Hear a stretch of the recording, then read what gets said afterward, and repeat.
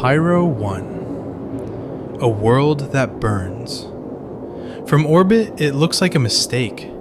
A charred rock is caught too close to a star that cannot decide if it wants to live or die. Most pilots look at the star map, see the proximity to the flare star, and decide to stay away.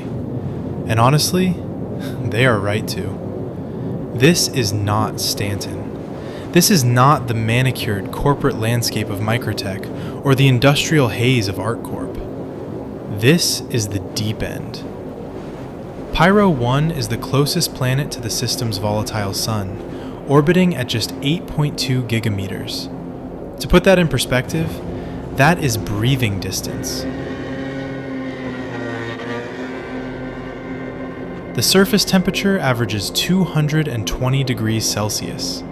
When the storms hit, it climbs even higher. The atmosphere is thick, high pressure, and toxic. It crushes. It burns. It hides everything beneath a veil of violent winds and lightning. But like many places in this lawless system, what Pyro I threatens is exactly what makes it beautiful. We are looking at a planet in the process of being eaten alive.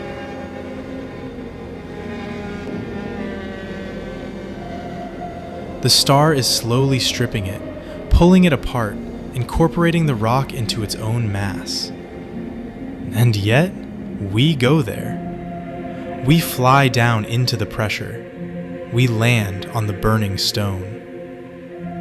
Because in Star Citizen Alpha 4.6, Pyro I is no longer just a backdrop.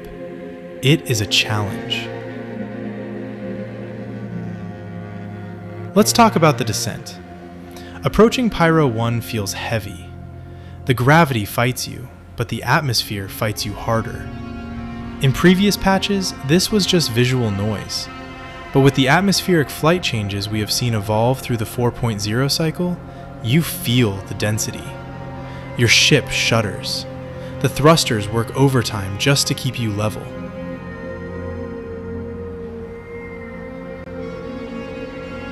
And here is where Alpha 4.6 changes the game. The lighting. For years, landing on the dark side of a planet like this was a gamble. You pinged your radar, you prayed, and you hoped you didn't slam into a mountain. But with the introduction of LAMP, the Light Amplification Module, we finally have eyes in the dark. On Pyro I, this isn't just a quality of life feature, it is survival. The storms here are thick. The visibility is often near zero. Activating LAMP cuts through the gloom, revealing the jagged obsidian teeth of the landscape below. It turns a suicide run into a calculated landing.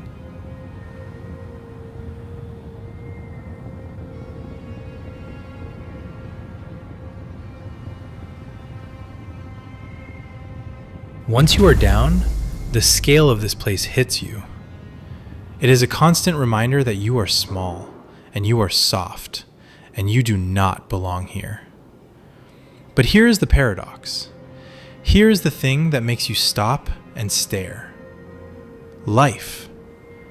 Underneath the crushing atmosphere, inside the green band, life survives.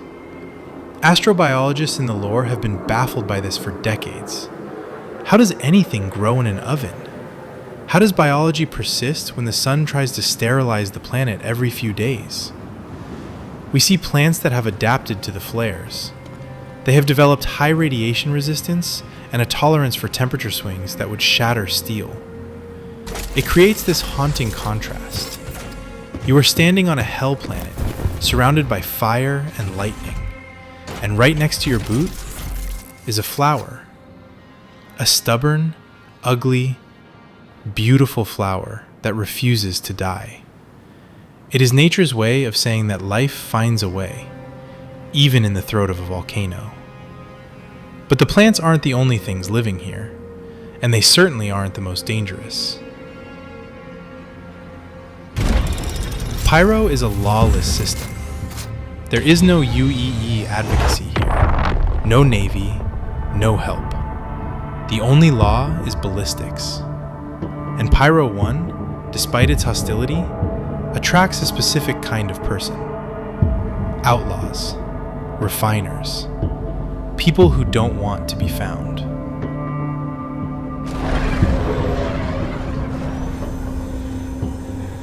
We have seen abandoned stations from Pyrotechnic Amalgamated, the company that originally tried to mine this system before they went bankrupt. Now, those stations are husks, squats, hiding spots for gangs like the Fire Rats or the Headhunters. Some industrious criminals have even tried to use the solar flares as a power source for makeshift refineries. It is dangerous, stupid, and incredibly profitable. That is the Pyro way. High risk, high reward, and a very short life expectancy. And that brings us to the crisis. The reason we are all looking at Pyro I right now, the Stormbreaker event. Introduced back in Alpha 4.2 and refined into the semi-permanent sandbox activity we have now, Stormbreaker is the narrative heartbeat of this planet. It connects the regen crisis to the secret experiments of the Associated Sciences and Development Group. But let's put the lore aside for a second. Let's talk about the gameplay. Radiation. This isn't just a background effect anymore. On Pyro I, radiation is a physical wall. It creates zones of denial. You cannot just walk into the Lazarus complex. You cannot just stroll up to the Phoenix research labs. You need the Sterling exploration suit. You need decon pens. You need to watch your exposure levels like you watch your fuel gauge. The weather system, Genesis, is fully unleashed here. We have distinct storm types now. Radiation storms, distortion storms. Traveling to the research facilities often requires using the shuttle stations located outside the major storm systems. You have to make tactical choices. Do you risk your ship and your shields flying through the distortion? Or do you dock, take the shuttle, and go in on foot? Inside the facilities, it feels like a dungeon crawl. The Lazarus complex is a maze. It is dark, it is irradiated, and it is full of loot that you cannot find in Stanton. We are talking about the Vault Laser Prism Shotgun, a weapon that evolves during combat. It is rare, it is powerful, and it is the reason players are dying in these corridors every day. But the radiation isn't the boss. The storms aren't the boss. There is something else. Something that has migrated from the Lear system. Something that has grown fat on the radiation and the heat. The Valakkar. We have seen the juveniles. We have seen the adults. But in the depths of the Stormbreaker event, we face the Apex. 300 meters of aggression. This is not a creature you fight alone. This is a raid boss, in the open world. The Apex Valakkar is an invasive species, originally from Lear 3, but the version we find on Pyro I has changed. It is irradiated, it is angry, and it is massive. The mechanics are brutal. It moves by shifting its plates, gripping the ground, swimming through the rock like it is water. It can distract you with a voice-like roar, a psychological attack that affects your character's stability. It spits rock-hard sand projectiles that can crack vehicle glass, and it digs. Just when you think you have the advantage, it vanishes. The ground shakes. You don't know where it will come up next. It turns the very surface of the planet into a trap. But the reward? The irradiated Valakkar Fang. These are trophies.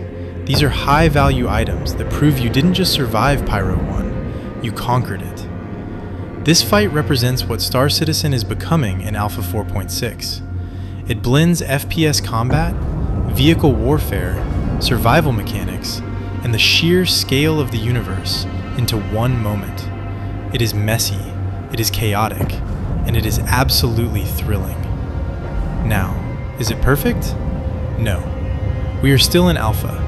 We are still seeing the server meshing tech mature.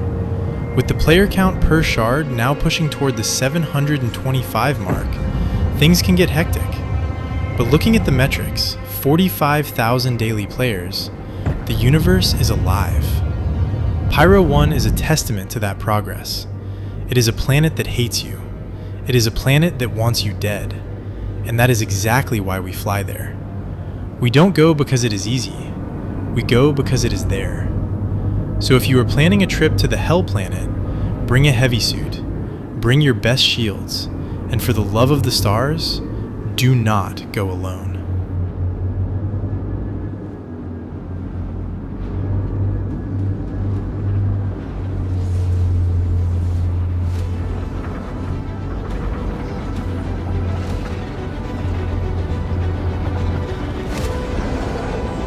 I want to hear from you.